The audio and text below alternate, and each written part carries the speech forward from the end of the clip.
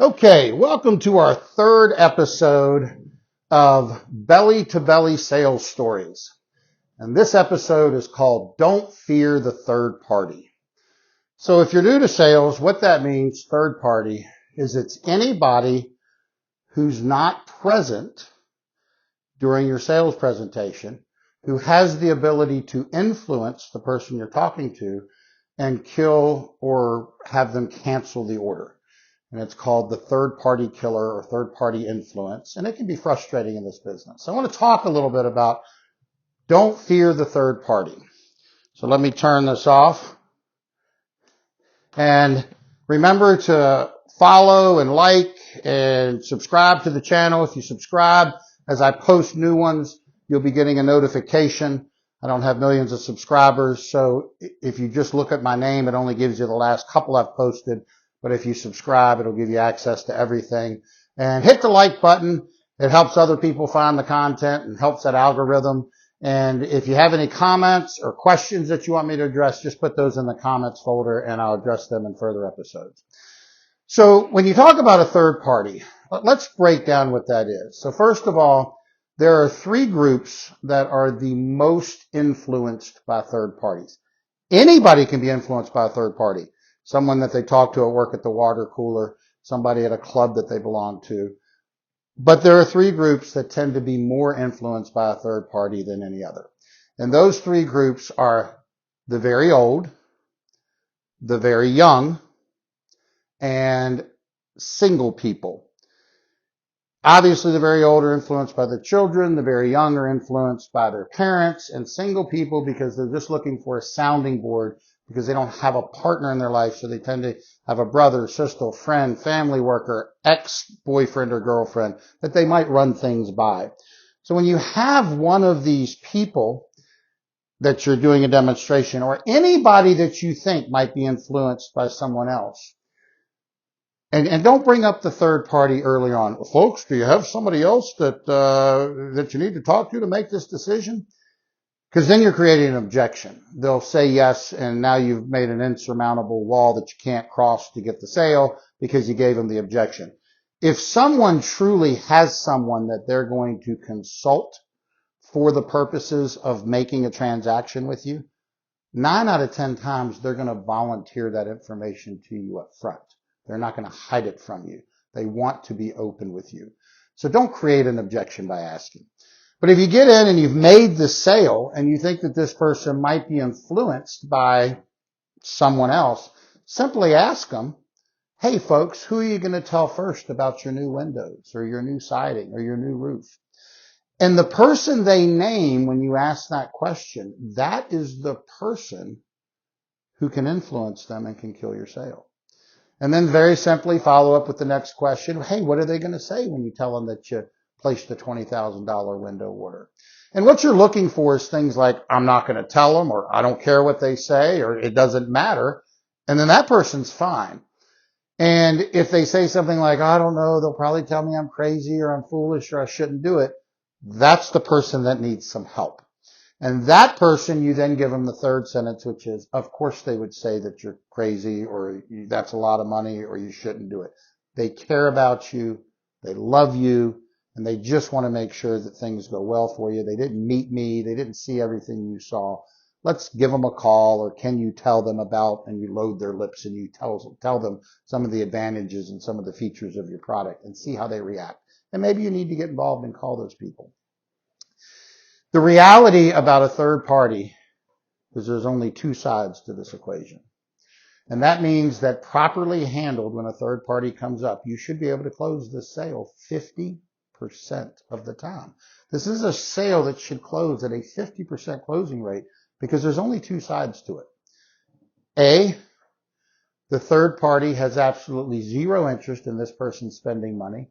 Very typical of the elderly. They don't want mom and dad spending the money. They're waiting for them to die and they want to get their hands on that money. And they don't want these people to spend anything anywhere because they consider that money to be theirs. And you're not going to close those people. Oh, I'm not going to say. One time I had an elderly lady and she placed an order with me and then the son was upset. So I went back and met him and showed him everything. And he's like, Mama doesn't need it. Mama doesn't need it. And I looked at Mama and I said, Does your son come over and help you very often? No, he hasn't been here for 2 or 3 months. And does he make a point of calling you every day? No, I don't hear from him hardly at all. Do you want this done to your home? Yes, I really do. Are we going to do it? Yes, I am going to do it. And that sale stuck. And he was mad and he left. But that's not going to happen very often. Blood is thicker than water. It's hard to break through a family relationship. And if that person is just greedy and doesn't want them spending the money, you're probably not going to get the sale. So recognize it. Don't get frustrated. Don't beat you up. Recognize that you did everything you could and that person was an ass and doesn't care about the person that you're in front of and just wants to be greedy about the money, and there's no way to overcome it. But the other half, the people that you can close every single time if you handle it correctly, those are the people who feel that the person you're talking to, again, more likely parents, but it could be anybody, the person you're talking to has worked hard in their life, has saved money, is fully entitled to have the nice things they want in life. And if they want to do, a bathroom or a kitchen or windows or doors or siding or a roof or a sunroom to their home, they're fully entitled to do it. And they just want to make sure that they don't get taken advantage of, that it goes well, that they're making a good buying decision, that the company they've chosen is going to take good care of them. And so if you place yourself in that position of being that person, a good company that'll take care of them, that's got a great product, that is going to be a great experience for these people, they're going to thank you for bringing them along in the journey. And they're going to be very happy that it's moving forward the way it is. So let me tell you a couple of third-party stories, actual stories of sales I've been in to kind of illustrate a couple of these points. So I went out on an appointment. This was a couple of years ago in Winchester, Virginia. It was for a walk-in shower. The lady had a tub. She was 92 years old. I learned after I'd been there that she'd had a couple of slip and fall accidents in the 60 days prior to me getting there. 92, slip and fall in the bathroom. Didn't get hurt, but scared her to death. And so she didn't want to move out of her house. She doesn't want to go into assisted living, but she needs to get rid of the tub. Only bathroom in the house. And so I go on this appointment, and her 70-year-old sister-in-law, who lived right down the road, was there to help her out. Both their men had passed. The 70-year-old had been married to her younger brother, and, husbands are gone. And so they help each other out, and obviously the 70 helping the 92 out quite a bit. And so we go through the whole sales process, and we design a beautiful walk-in shower, and absolutely happy. And somewhere about the middle of the demo, as we were designing it, it came out that a daughter in her middle 50s handled the 92-year-old, handled mama's affairs, and lived in Washington, D.C., about 2.5 hours away, and was at work. And so I said, well, by gosh, I would be much more comfortable if she knew I was here. Did she know I was coming? Yeah, no, she knew about this appointment today. Let's call and just introduce myself to her. So we called her up, and I introduced her, told her the name of the company, and I'd been there, and I just wanted to let her know I was here designing this with her mom. And then I want you to hear how I worded it. I asked her, I said, hey, I would really appreciate it if you could make yourself available in a little bit. Once I've designed this for your mom, and I don't remember what the daughter or the sister-in-law's name was, Betty. Once I've designed this with your mom and Betty, I would really appreciate it if I could call you back and go over the design with you. And she said, absolutely, that would be great. So I was making her feel like she was doing me a favor, but I was giving her what she wanted, which was to be included in the process. And I said, now, it might be a little while before we call. The three of us are laughing and having a good time. We got the iced tea pitcher out. So if it's an hour or so, don't stress. We're going to call you, but we're just not rushed here. Oh, no, that's fine. Take your time. I know my mama can be fun to talk to. So we called her back about an hour and a half later, and I used FaceTime and the brochure and my iPad, and I walked her through the choices of the selections and what we were going to do. And she goes, oh, and how the installation went and what we did to properly prepare the area. And she was, oh, that's perfect. That'll take care of everything mom needs. I love it. It's fantastic. How much is it? And I said, we didn't get that far. I wanted to call you and include you in the design process and make sure that you agreed we had the right design. Can I please call you back in just a few minutes? Since we're all on the same page now with the design, let me put the quote together. I'll go over it with your mom and her sister-in-law, Betty, and then we'll call you and bring you up to speed as well. Is that okay? Oh, no, that's perfect. Please do. And so I did exactly that. So I went through and I didn't do a pre-close in the traditional sense. I prepped it when I was ready to present the numbers, I said, ladies, we're going to go over the order. I'll show you the numbers. We'll call your daughter. We'll bring her up to speed. And then I've got some things that really can help us all save some money here. Oh, okay, that's great. So I presented the 1-year quote and we went over the order and oh my gosh, it's so much money. I want to say it was $24,000. We had designed a nice walk-in shower. And so then we called the daughter and I walked her through the order again and how we do the installation and all the things we do back behind the walls. And presented her, and I had told her, well, God, we're going to go over this. I'm going to give you the number, but there are some incentives I can give your mother. I haven't covered those with her yet because I want to do it all together. Oh, okay, that's great. So I told her the 23,000 and change.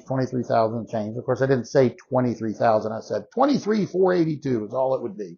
And she, totally forgot what I told her about incentives and savings. Oh my gosh, it's so much money. And then when she wound down, I said, now ladies, here's what I want to do. Let me share with you the incentives that we have. And so I gave her the senior citizen and the medical needs, and her husband had been a volunteer firefighter. And then I said, I know this is an urgent matter, so we're going to put this to bed. I just assumed the pre-close. They didn't even ask him a question.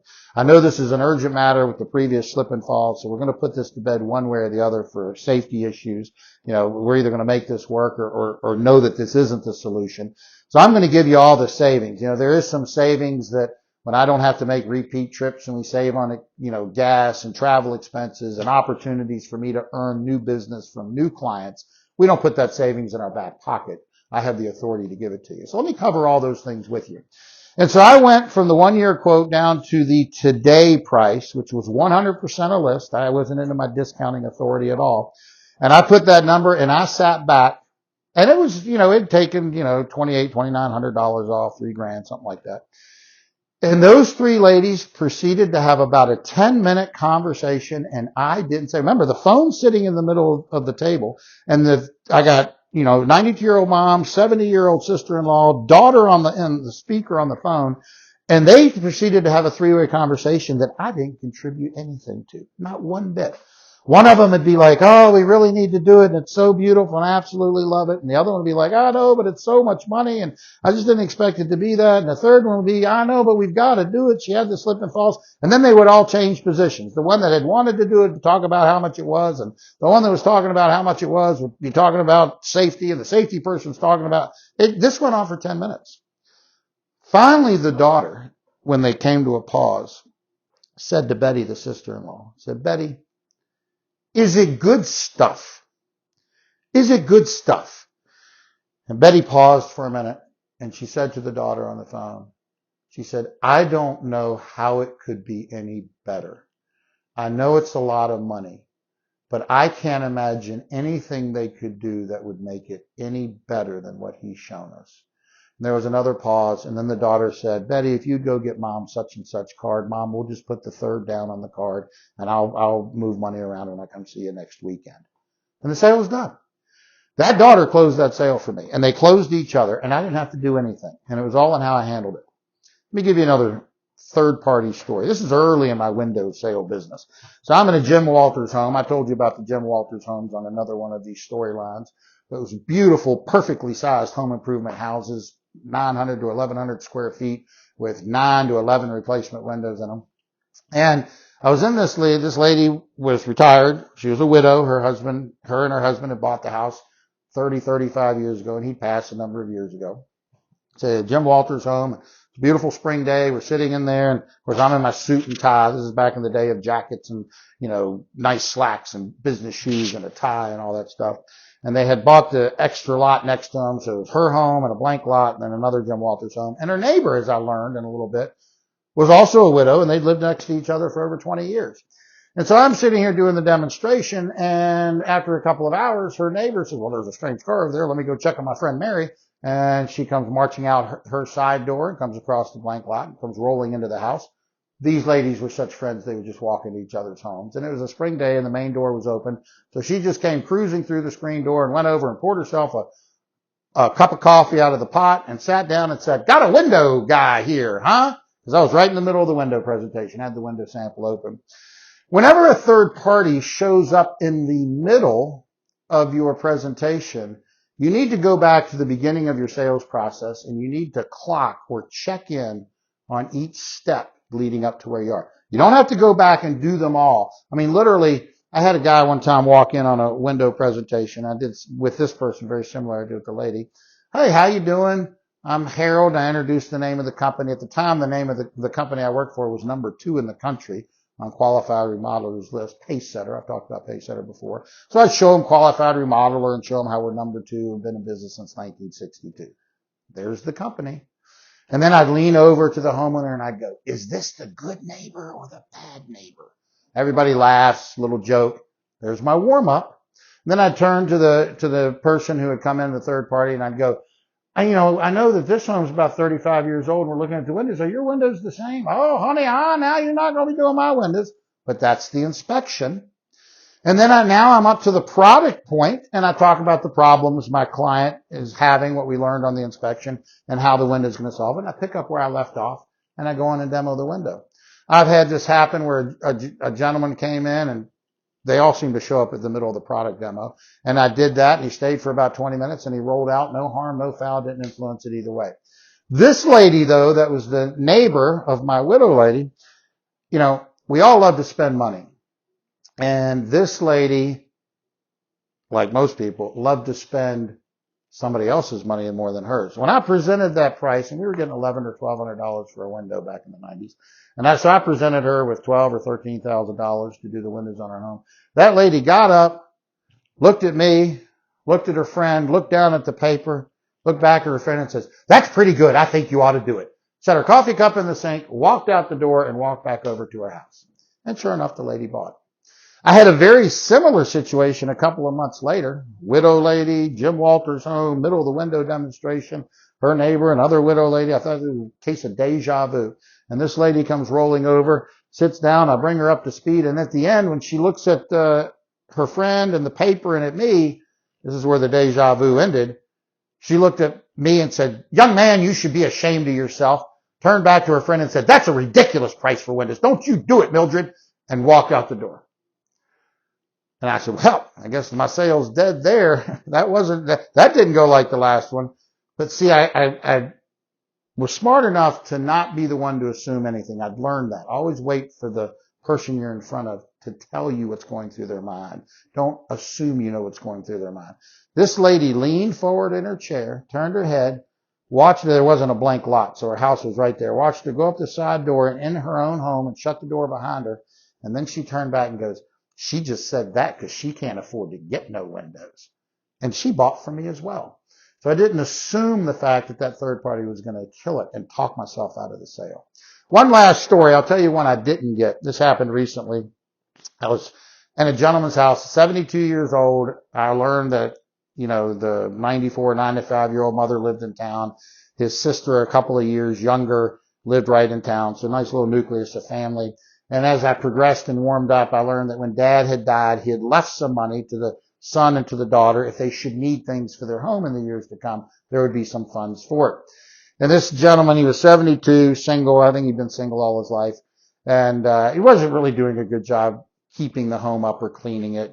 Kind of one of those bachelors that has slid into that. House wasn't nasty, but it was a little, it was funky. And so we go in the bathroom, and he's got a tub, and it's really causing him issues. He's concerned about falling. Whenever I go on a bad little hint for you, those of you who are doing these walk-in shower sales, have the homeowner who's telling you that they're worried about the tub step in the tub and out of it like they would if they were getting ready to take a shower, and watch how awkward it is for them, and bring that up fresh in their mind, and really react, oh my gosh, that is terrible. Your knees really do bother you. It helps with the inspection. It's a great little thing to do.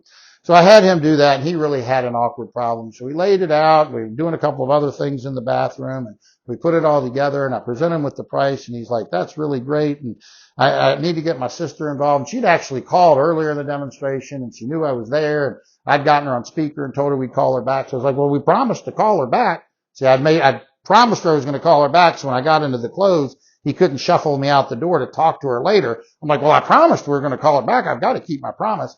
So we got her on the phone, and I went all the way through the order. Now, I had about $19,000 in front of this gentleman after a couple of incentives, a couple of discounts I'd given him. And when I read through the order and explained everything we were doing, and then I told her the number, the sister goes, "Oh my gosh, we just can't do that. I had no idea. Nope, can't do that." And I said, "Well, what were you thinking? Obviously y'all had some conversation. What was the budget for this project?" Well, our budget was $5,000. Now I literally let my emotions show because it needed to happen. I literally went, $5,000. Boy, that would be nice, wouldn't it? I'll tell you what. You're about 12 or 14 years dated just to get the shower done for that number, and that's done cheaply. And having a whole bathroom done for $5,000 on the cheap, we need to turn this back at least 20 years. Yeah, that's not going to work. And so I've kind of put her in her place a little bit. She's like, "Well, that's just what we're going to do." And she didn't get angry at me because I'd laughed. Because her husband was laughing in the background and saying to her, because I was on speaker at the other end, and he was like, "I told you, honey, that number wasn't going to work." And he was laughing with me. So he wasn't mad at me. It was very obvious she had no intention of getting that bathroom fixed. It was very obvious when I looked at it. She probably thought she was going to outlive her brother.